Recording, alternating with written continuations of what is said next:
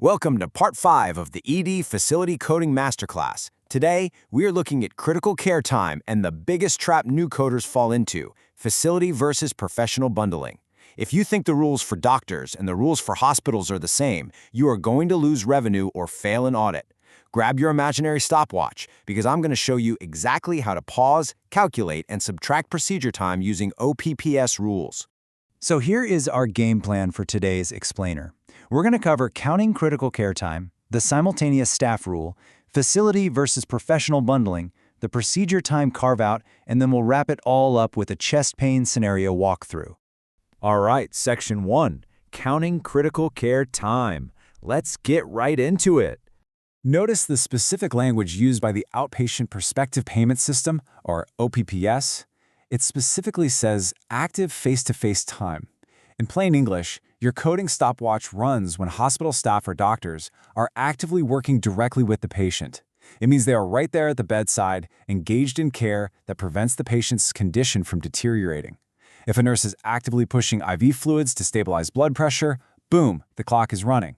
If the doctor is actively managing a respiratory failure right in front of him, the clock is running. Moving right along to Section 2, the simultaneous staff rule. Let's see how the math actually works in the real world. Keep that stopwatch analogy in your head for a second. Let's say it is exactly 2 p.m. At that exact minute, you have a doctor assessing the airway, a nurse pushing meds, and a second nurse setting up a monitor. They are all providing active face-to-face care. But here's the catch, and you really have to remember this. You only count that minute once. You do not get to multiply time just because there are more people in the room. You don't get 3 minutes of credit for 1 minute of real time. 60 seconds of simultaneous team care equals exactly 60 seconds on your critical care stopwatch. Section 3, Facility versus Professional Bundling. This is where things get really interesting. Now, here is the major trap that catches so many new coders. It's looking at how these two sides contrast. On the left side, we have the professional or physician billing rules. When a doctor bills a critical care code, CPT rules say that certain things are just automatically bundled into that code. This includes interpreting chest x-rays, looking at pulse ox, checking blood gases, gastric intubation, temporary transcutaneous pacing, and ventilator management. The doctor's bill just lumps all that work right into the critical care code. But look over at the right side, the facility side, the hospital side. The hospital does not bundle these things if they are separately billable under OPPS. For the facility, a procedure like placing an emergency airway or temporary pacing is paid totally separately through its own ambulatory payment classification, or APC. They are not lumped in. The hospital rules and the doctor rules are entirely different rule books, and treating them like they're the same will cause a lot of headaches. All right, Section 4, the procedure time carve-out. Okay, this right here, this is the golden rule of facility critical care coding. Read it carefully. Time spent performing billable services cannot be included in critical care time. This is where we bring in the dual timer concept. I want you to imagine you have a stopwatch in each hand. In your left hand is your critical care stopwatch. In your right hand is your procedure stopwatch. When a separately billable procedure starts, you have to hit pause on your left-hand critical care stopwatch. You absolutely cannot run both timers at the same time. The time spent doing the procedure gets carved out or subtracted from the total critical care time.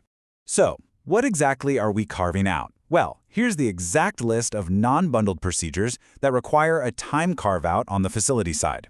If the team performs CPR, a cardioversion, places a central line or a PICC line, does an emergency intubation, places an intraosseous line in the bone, puts in a chest tube, does a fast ultrasound, a lumbar puncture, or places a bladder catheter, you have got to pause the critical care clock. As a coder, your big takeaway here is that you must become an absolute expert at auditing nurse flow sheets. You have to hunt down the exact start and stop times of these procedures in the chart, and then literally do the math to subtract those minutes from the total critical care time documented. Section 5, our chest pain scenario walkthrough. Let's put all this theory into practice. Let's paint the picture here. A patient arrives in the ED with severe chest pain. Things take a turn, their condition quickly deteriorates, and they become critically ill. The hospital staff and physician are heavily involved, providing 1 hour and 45 minutes of total attention. During this time, they take chest x-rays, the patient goes into respiratory failure requiring an emergency intubation, which is CPT 31500, and they also have to place a temporary transcutaneous pacer, CPT 92953, just to stabilize the heart rhythm. Let's break this down side by side. Check out the top row first, the facility side. The hospital bills 99291 with a modifier 25 for the critical care. They also separately bill 31500 for the intubation, and they separately bill 92953 for the temporary pacing, because OPPS pays for those. But notice what is missing. Code 99292. That's the code for additional critical care time over 74 minutes. Medicare actually packages 99292 on the facility side, meaning they do not pay it separately, so it simply drops off for reimbursement purposes. Now look at the bottom row, the professional side. The physician bills 99291 with a modifier 25 for the first chunk of critical care time. Because they provided 1 hour and 45 minutes, they actually do bill 99292 for the extra time. They also bill 31500 for the intubation. But notice what they don't bill? The 92953 pacing code. Why? Because under physician rules, temporary pacing is bundled right into the critical care code. So think about that. The hospital gets paid for the pacing, but drops the extra time. The doctor gets paid for the extra time, but bundles the pacing. Two completely different rulebooks for the exact same 1 hour and 45-minute patient encounter. That covers OPPS time calculation and the procedure time carve-out rule. Always check your nurse flow sheets, subtract your procedure time, and remember that facility and professional rules do not match. Up next in Part 6, we tackle trauma activation fundamentals.